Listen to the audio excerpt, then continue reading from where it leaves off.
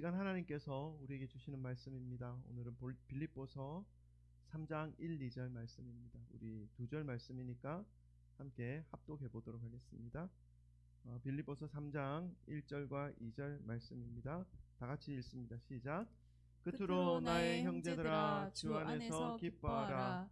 너희에게 같은 말을 쓰는 것이 내게는 수고로움이 없고 너희에게는 안전하니라. 개들을 삼가고 행악하는 자들을 삼가고 몸을 상해하는 일을 삼가라. 아멘. 할렐루야. 주 예수 그리스도 이름을 찬양합니다. 아멘.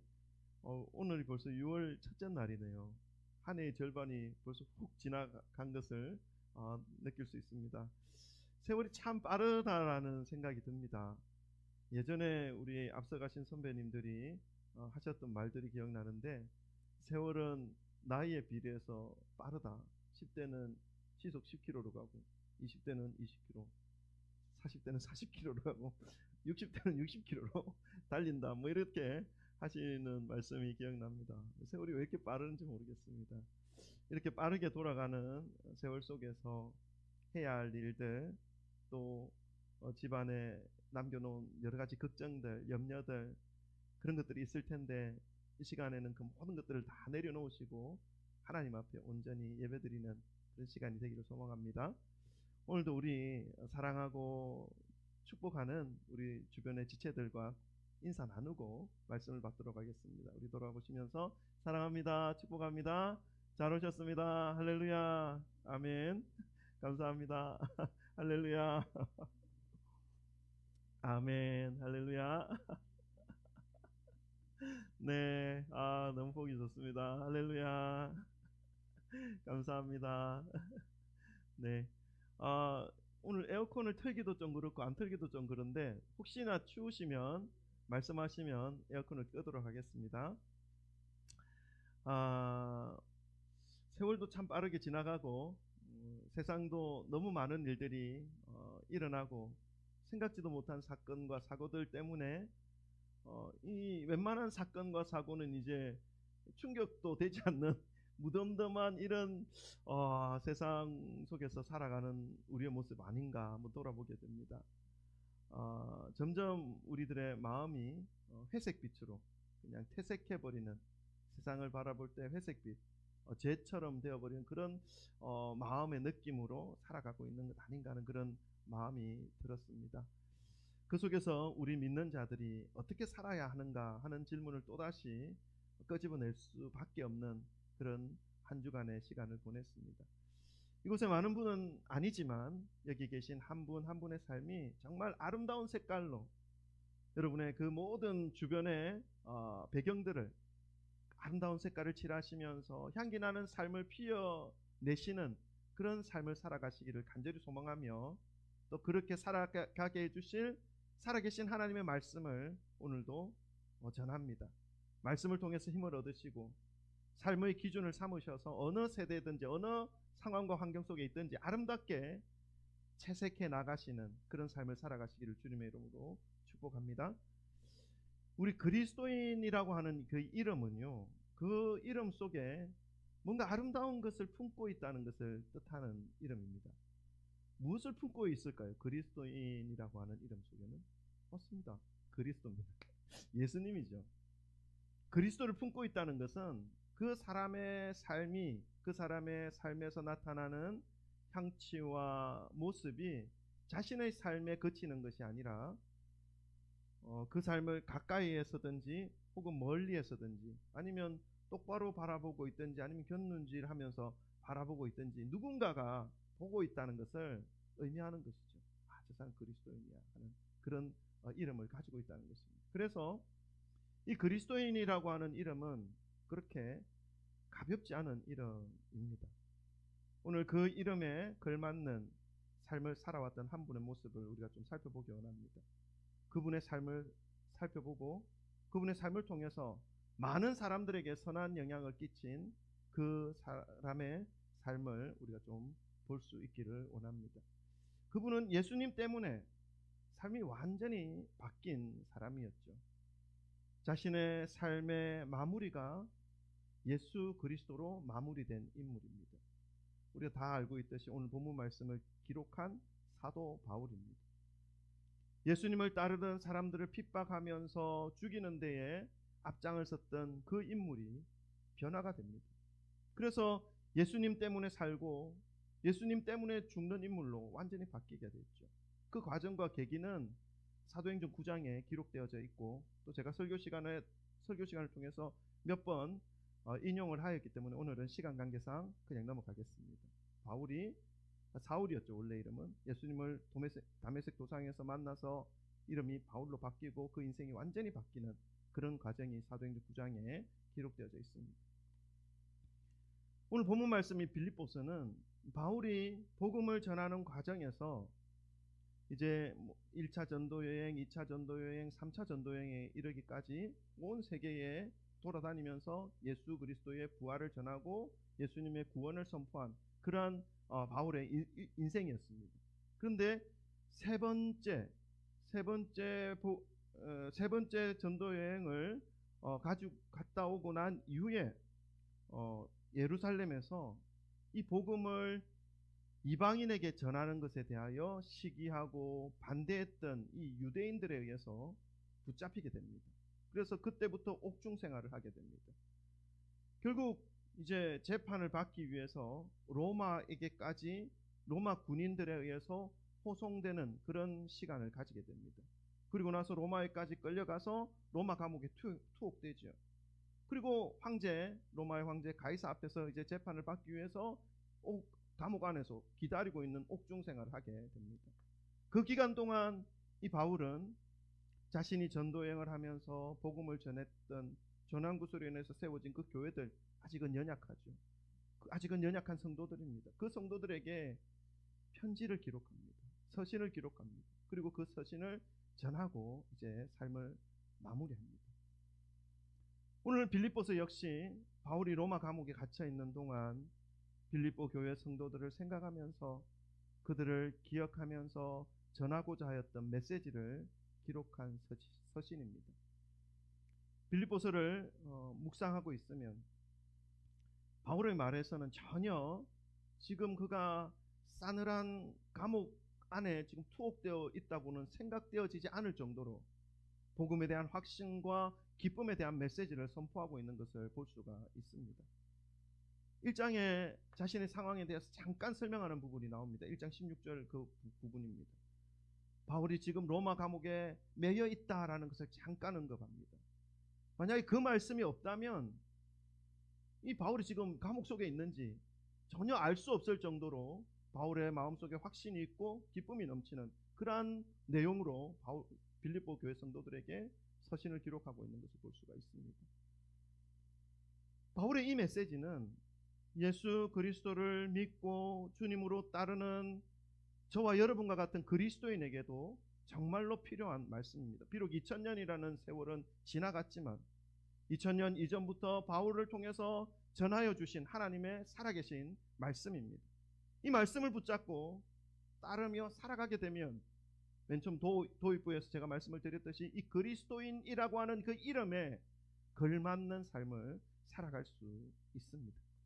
오늘 이 말씀을 기억하시면서 점점 회색빛으로 퇴색되어가는 이 세상 속에서 우리가 어떻게 아름다운 색깔로 색칠하며 어떻게 향기나는 그러한 삶으로 살아낼 수 있을지에 대해서 우리가 좀 깊이 깨닫고 내 삶이 그렇게 아름다운 모습으로 다시 살아날 것을 소망하는 마음으로 말씀을 받으시기를 주님의 이름으로 축원합니다. 그리스도인들에게는 기쁨이 있습니다. 이것은 그리스도인들의 힘이죠. 우리 1절을 한번 읽어볼까요? 다 같이 읽읍시다. 1절입니다. 시작. 끝으로 나의 형제들아 주 안에서 기뻐하라. 너희에게 같은 말을 쓰는 것이 내게는 수고로움이 없고 너희에게는 안전하니라. 아멘. 지금 옥에 갇혀있는 바울이지만 사랑하는 성도님들을 생각하면서 주 안에서 기뻐하십시오 라고 권고합니다. 여러분, 이 바울의 말씀, 이 주 안에서 기뻐하십시오라고 하는 이 말씀을 깊이 생각해 보시기 바랍니다. 지금 본인은 복음을 전하다가 유대인들의 그 거짓 고발과 모함으로 죄도 확정되지도 않은 상태로 로마에까지 지금 끌려와서 옥에 갇혀 있는 상태입니다. 물론 복음 전파의 관점에서 본다면 바울은 늘 자신의 마지막 삶을 들여서 로마 황제, 당시에 가장 강한 나라, 가장 넓은 나라, 그 나라의 왕에게 복음을 전하면 이 복음이 더 빨리 온 세계에 전파되어질 것이다라고 하는 그런 마음으로 로마 황제에게까지 가서 내가 복음을 전하겠다라고 하는 그런 갈망과 소망이 있었습니다. 그런 마음에서, 그런 관점에서 본다면 지금 어쨌든 죄수에 확정되어지지 않은 죄수지만 끌려와서 로마의 황제 앞에 지금 설 수 있는 그런 시간을 기다리고 있는 상태죠. 소망이 이루어진 것처럼 보입니다. 그러나 바울은 누가 보더라도 지금 싸늘한 감옥 속에 갇혀 있어서 기뻐할 수 있을까 하는 그런 마음을 가지게 하는 형편 속에 있습니다. 그래서 우리가 생각하죠. 자신은 기뻐하지도 않으면서 다른 사람들에게는 기뻐하라 이렇게 말하는 거 아닐까, 또 이렇게 생각할 수가 있습니다. 여러분, 바울을 잘 보십시오. 복음과 함께 했던 이 바울의 모습을 본다면 그렇게 보는 것은 억지입니다. 복음 때문에 매를 맞아도 유대인들의 그 유언비어로 인해서 다른 사람에게 자신이 나쁜 사람으로 오해되어지는 그런 오해를 받아도, 자신이 살아온 유대인 중에 유대인으로서의 그 정통성을 무시받아도, 자기가 가말리엘 문화에서 율법을 전수받았던 율법의 대가라고 하는 이 사실이 싸그리 무너지는, 자신의 배경이 완전히 무너지는 그런 상황이 있어도 어떻게 해요? 복음을 붙잡았고 그 복음 때문에 다시 일어났고 그 복음 때문에 기뻐했던 사람이 바로 이 바울입니다. 그런 것을 생각한다면 여러분, 기뻐하십시오 하는 이 기쁨이 그냥 가식적인 기쁨이 아니라는 사실을 우리는 깨달을 수가 있는 것이죠. 바울은 뭔가 알았던 것 같습니다.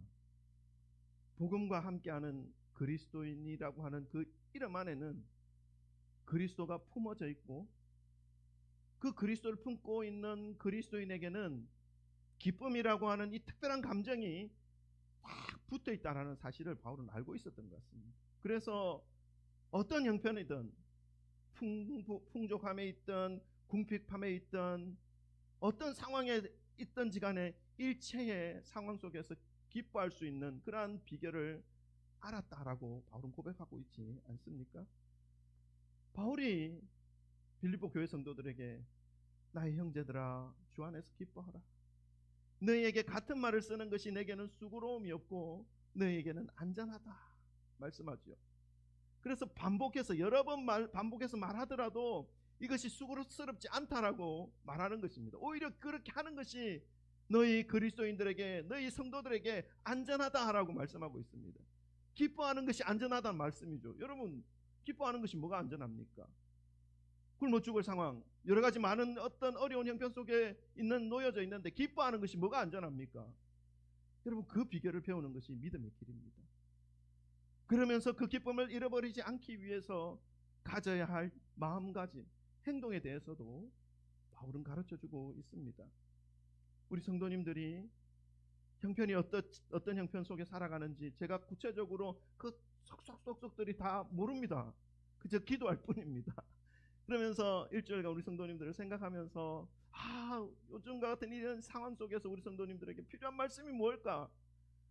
물론 저에게도 필요한 말씀이 뭘까?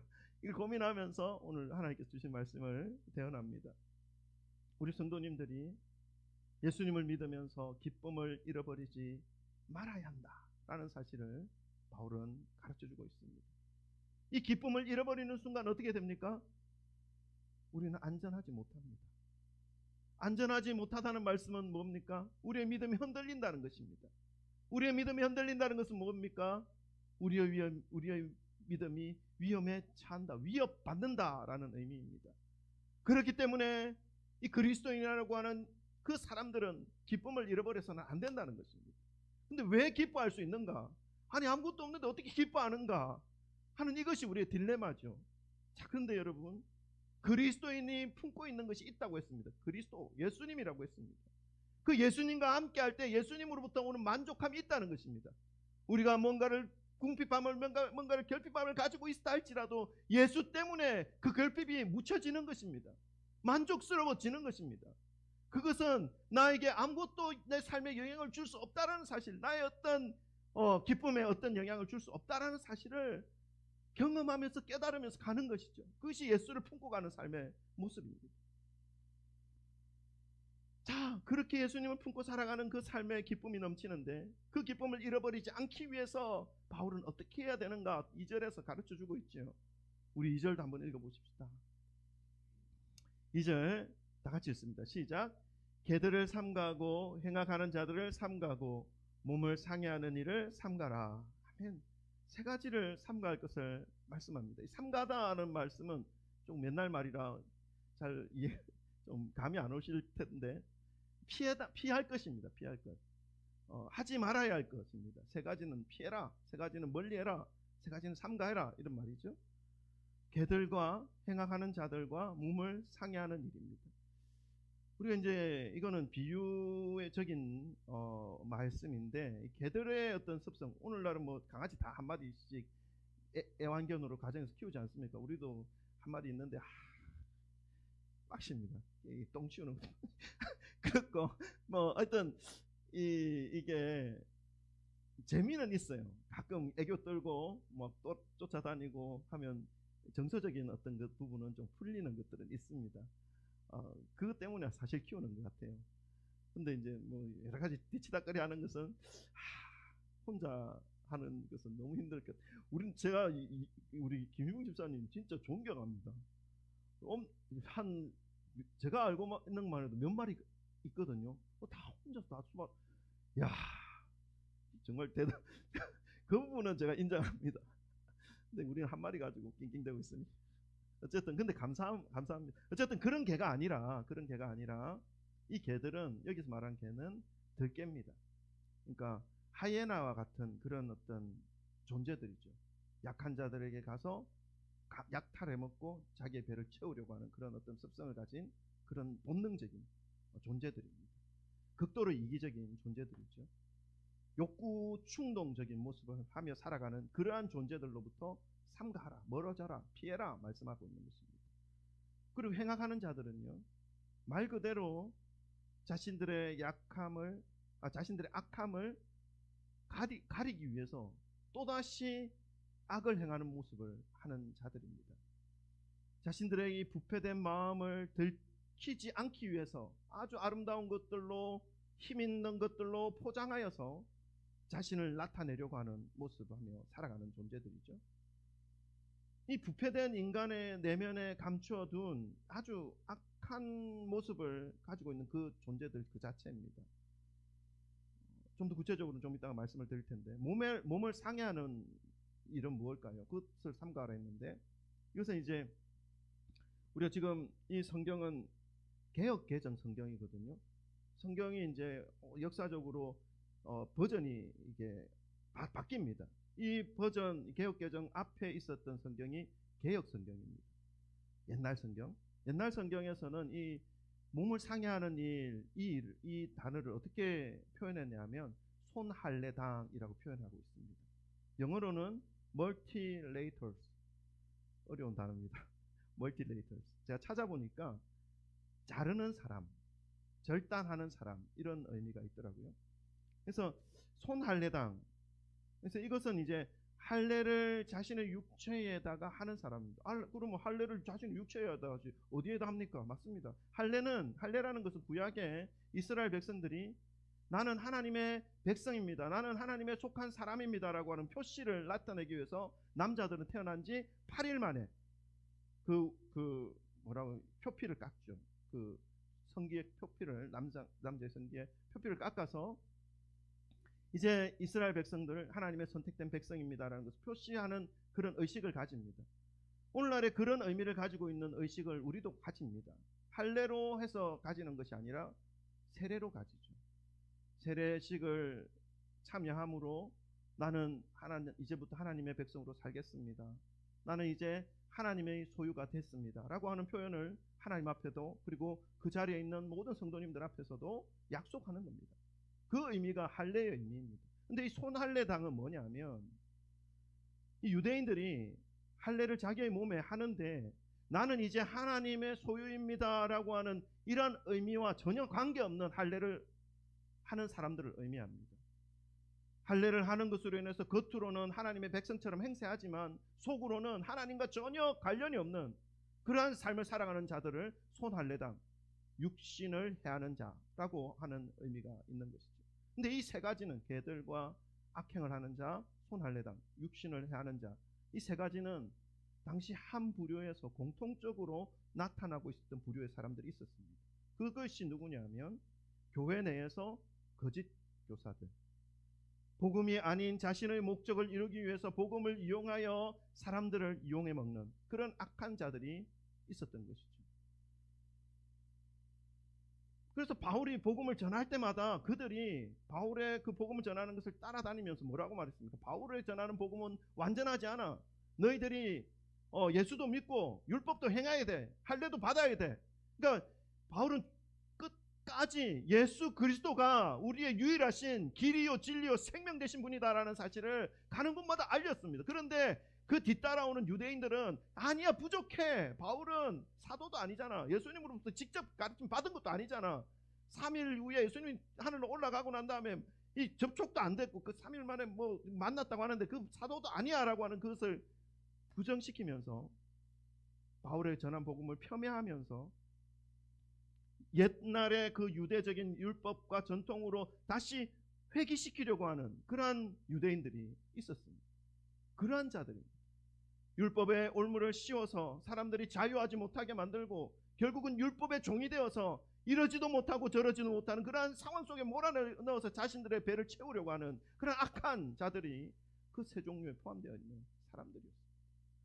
그러니까 이런 것들을 보면 예나 지금이나 이러한 인물들, 이 믿음이라는 것을 허울 좋은 것들을 앞세우면서 자기의 배를 채우려고 하고 있는 그러한 사람들, 이 세 종류, 개와 악한 일을 하는 것과 그리고 손할례당, 하나님과 전혀 상관없으면서 겉으로는 하나님과 관련 있는 것처럼 표현하며 살아가는 그런 모습을 하는 자들이 예나 지금이나 늘 있어 왔다라는 사실을 알 수가 있는 것이죠.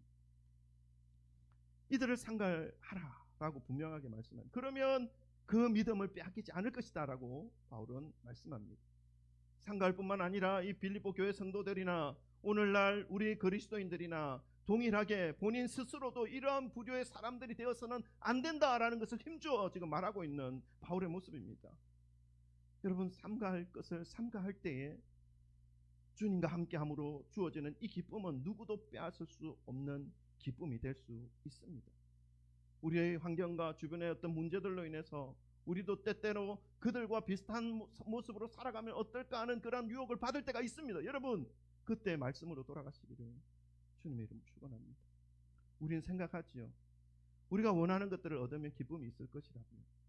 내가 고민하고 내가 해결해야만 해결해야만 하는 이 일들이 해결되면 기쁨이 나의 내면에서 솟아 넘칠 것이라고 우리는 생각합니다. 그런데 그 기쁨 곧 사라지지 않습니까? 메말라 버리지 않습니까? 근데 어느새 또다시 넘어야 할 더 큰 산이 내 앞에 바로 맞닥뜨려져 있는 것을 경험하여 왔지 않습니까? 이런 것을 반복하고 있지 않습니까? 여러분, 참 기쁨은 예수 그리스도께 있다라는 사실을 기억하시기를 바랍니다. 참된 말씀 안에 우리의 내면에서 끊어지지 않는 생수의 강이 흘러 넘칠 수 있게 하는 힘이 말씀 안에 있다. 예수 그리스도 안에 있다는 사실을 기억하시기를 주님의 이름으로 축원합니다. 그 기쁨은요, 그리스도인이 세상과 다른 가장 큰 차이가 나는 특징입니다.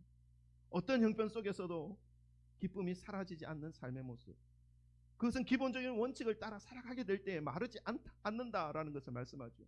억지로 만들어서 나오는 것이 아니라는 사실을 말씀하고 있습니다. 우리가 말씀을 따라 그냥 살아가게 될 때, 너무나 자연스럽게 살아가게 될 때 일상에서 소소하게도 순간순간마다 하나님이 예비해 놓으신 그 은혜의 샘물을 마시며 내 속에서 생수의 기쁨이 넘쳐나 다른 사람에게까지 흘러가 다른 사람에게 선하게 아름다운 향기를 나타내며 살아갈 수 있는 그런 삶을 자연스럽게 살아갈 수 있게 된다는 것입니다. 억지로 만들어서는 안 된다는 거죠. 만들 수도 없습니다. 만든다 하더라도 하루 이틀 지나면 또다시 원상복귀되지 않습니다. 내 안에 예수 그리스도가 계시고 그분이 주시는 그 기쁨이 있기 때문에 그 기쁨이 마르지 않고 또 그 기쁨을 뺏어가려고 하는 모든 충동적이고 감정적이고 위선적인 것들로부터 멀어지는 것으로 삼가하는 것으로 그 기쁨은 계속해서 이어질 수 있다는 이 진리의 말씀을 마음에 깊이 새기시기를 주님의 이름으로 축원합니다. 그래서 우리가 그리스도인이라고 하는 이 이름을 우리가 달고 다닐 때에 우리 내면에서 일어나는 이 기쁨은 잃어버려서는 안 된다. 근데 잃어버리지 않기 위해서는 이런 감정적인 것, 위선적인 것, 충동적인 것, 이런 것들로부터 멀어져 있어야 한다는 것을 말씀하고 있는 것이죠.